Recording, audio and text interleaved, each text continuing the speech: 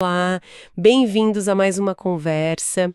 Hoje o nosso material de análise aponta, olha, lá para o sul do continente.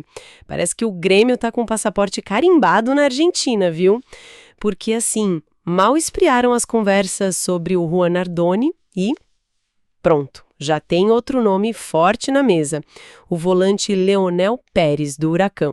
E as fontes que a gente tem aqui são basicamente uma coleção de notícias do mercado da bola, né? Tanto do Brasil quanto da Argentina.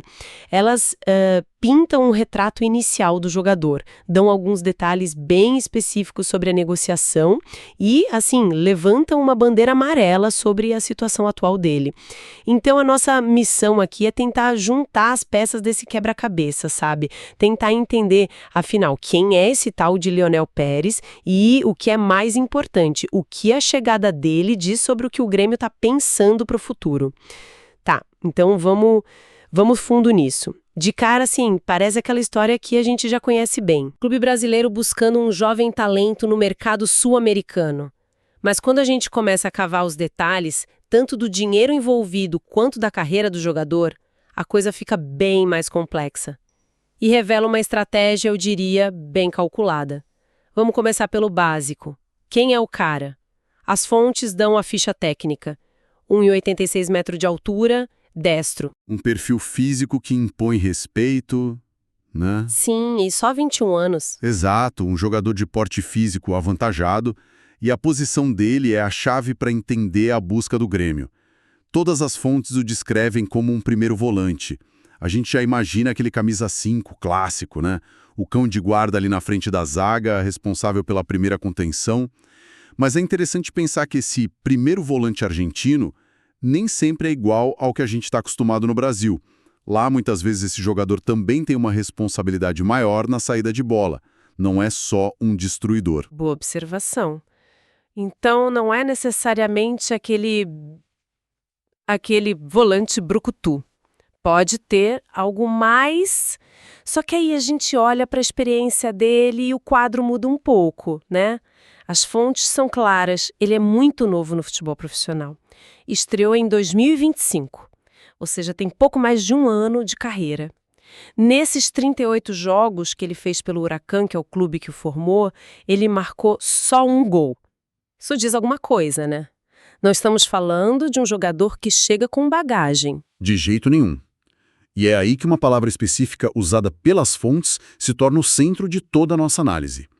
Elas não tratam como uma contratação de impacto, mas sim como uma aposta. Uma das matérias diz com todas as letras que ele é uma aposta do departamento de futebol do Grêmio. Gosto dessa palavra porque ela é honesta, sabe? O clube não está vendendo uma certeza, um craque consolidado. Está dizendo, olha, a gente viu algo aqui, um potencial bruto e vamos investir nisso. É um risco assumido publicamente. Exatamente. E isso se conecta com um padrão do Grêmio nos últimos anos. De buscar esses jovens no mercado sul-americano antes que eles estourem e se tornem inviáveis financeiramente. É uma tentativa de encontrar a próxima grande joia. E sabe o que é fascinante aqui? É que a aposta não é só no talento dele. É na capacidade do próprio clube de lapidar esse talento. Ah, sim.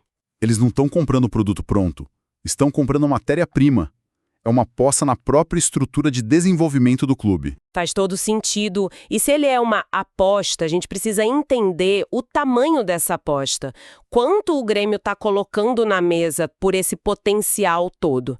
É aqui que os números começam a aparecer. A imprensa argentina fala em 2,5 milhões de dólares. Isso mesmo. E por um detalhe importantíssimo, por apenas 50% dos direitos econômicos do jogador. Metade do passe. Metade. Convertendo para nossa realidade, com o dólar de hoje, a gente está falando de algo em torno de 13,1 milhões de reais. Espera aí. 13 milhões de reais pela metade de um jogador de 21 anos que tem menos de 40 jogos como profissional? Isso não soa um pouco caro demais, mesmo para uma aposta? A primeira reação é de espanto, e essa reação é super natural.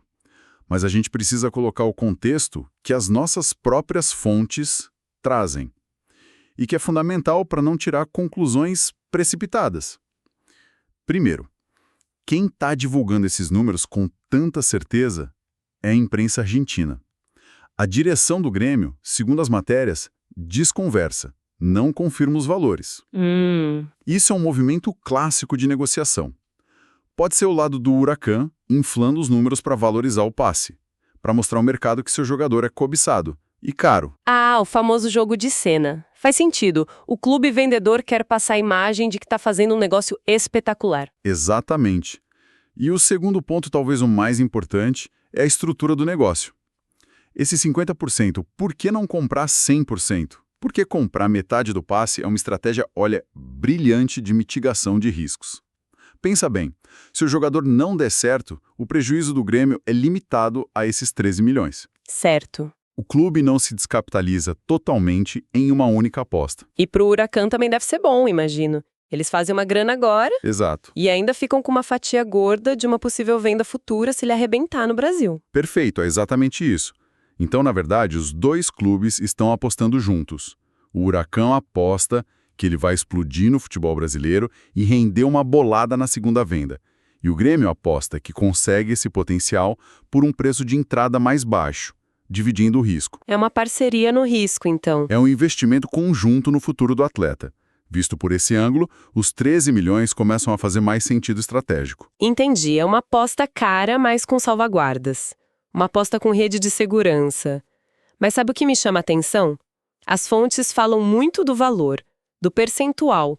Mas e o resto? Tempo de contrato, luva, salário, silêncio total. Isso também significa algo, não? Significa e muito.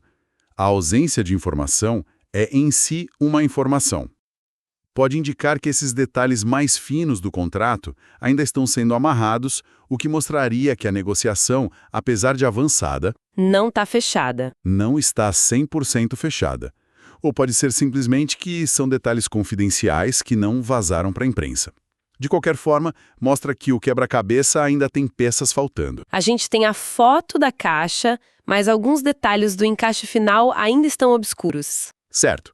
Então temos o perfil de promessa, a aposta financeira calculada, mas tem uma peça nesse quebra-cabeça que não encaixa para mim. Uma coisa que as fontes apontam e que, sinceramente, levanta uma sobrancelha.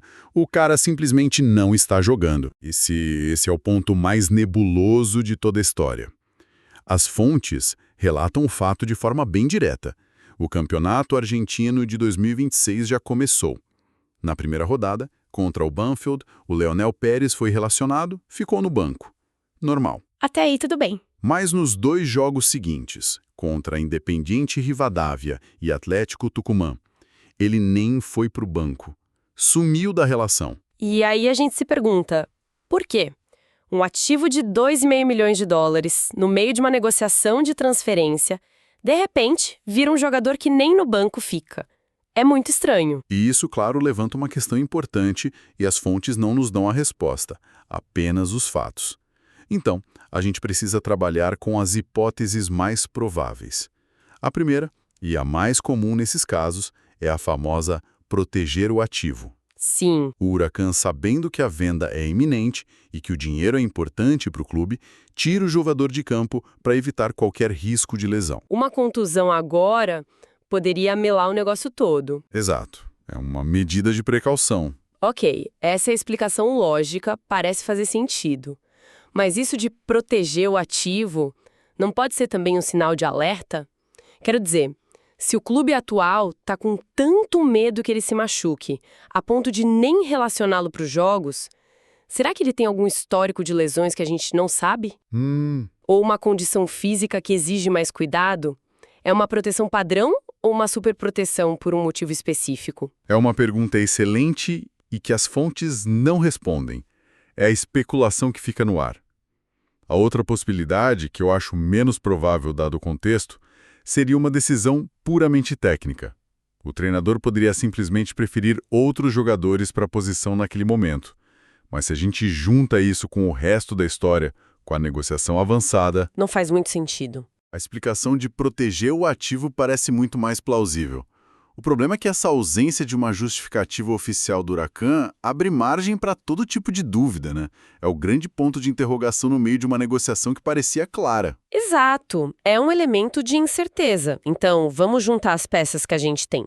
Um volante jovem, alto, com pouca experiência, mas visto como um jogador de grande potencial. Uma negociação cara, mas com uma estrutura inteligente de risco dividido. E, por fim, essa ausência misteriosa dos gramados, que pode ser só precaução ou pode esconder algo mais. Se a gente sintetizar tudo isso, a mensagem central que as fontes nos passam é que o Grêmio não está comprando desempenho, está comprando potencial. Não é um jogador que chega para resolver o problema amanhã. É um projeto. E o sucesso dessa aposta vai depender de uma série de variáveis que nenhuma notícia pode prever. E essa questão da adaptação é crucial, né? A gente já viu tanto craque do campeonato argentino que chega aqui e, sei lá, não consegue repetir o futebol, a pressão da torcida é outra, o calendário é mais insano, o estilo de jogo. É outro mundo, sem dúvida. Vai depender da capacidade dele de se adaptar a tudo isso, vai depender do trabalho da comissão técnica do Grêmio para extrair o melhor dele, para corrigir as falhas que um jogador tão jovem naturalmente tem. E, claro, vai depender da cabeça do próprio atleta. Da mentalidade. De ter o profissionalismo e a mentalidade para entender que essa é a grande chance da carreira dele. O sucesso ou o fracasso está nesse tripé: adaptação, desenvolvimento e mentalidade. Perfeito. E isso me leva a um último pensamento, sabe? Algo que as fontes não chegam a discutir, mas que essa situação toda provoca. A gente foca muito no jogador que está chegando, no Leonel Pérez. Mas o que esse tipo de contratação, um estrangeiro jovem, relativamente pouco testado, para uma função tão específica como a de primeiro volante, o que isso revela sobre o processo de formação do próprio Grêmio? Essa é a pergunta de US$ 1 milhão. Quando um clube do tamanho do Grêmio, com uma base historicamente tão forte, vai buscar fora um jogador de 21 anos para essa posição, o que isso sinaliza? É uma busca por um talento específico, com um teto de desenvolvimento que o clube acredita não ter em casa no momento? Ou, olhando por um lado mais crítico, seria uma admissão de que existe uma lacuna na formação de atletas para essa função específica? Exatamente. Uma falha no processo que precisa ser preenchida com uma solução de mercado. Exato. Não é uma crítica, é uma reflexão sobre estratégia. Será que o clube olhou para os seus volantes sub-20, sub-23 e concluiu que o Pérez tem um potencial de se tornar um jogador muito superior, ou a conclusão foi que simplesmente não havia ninguém com aquele perfil pronto para subir? A resposta para essa pergunta diz muito mais sobre a filosofia de longo prazo do clube do que sobre o jogador em si. É algo para a gente observar nos próximos anos.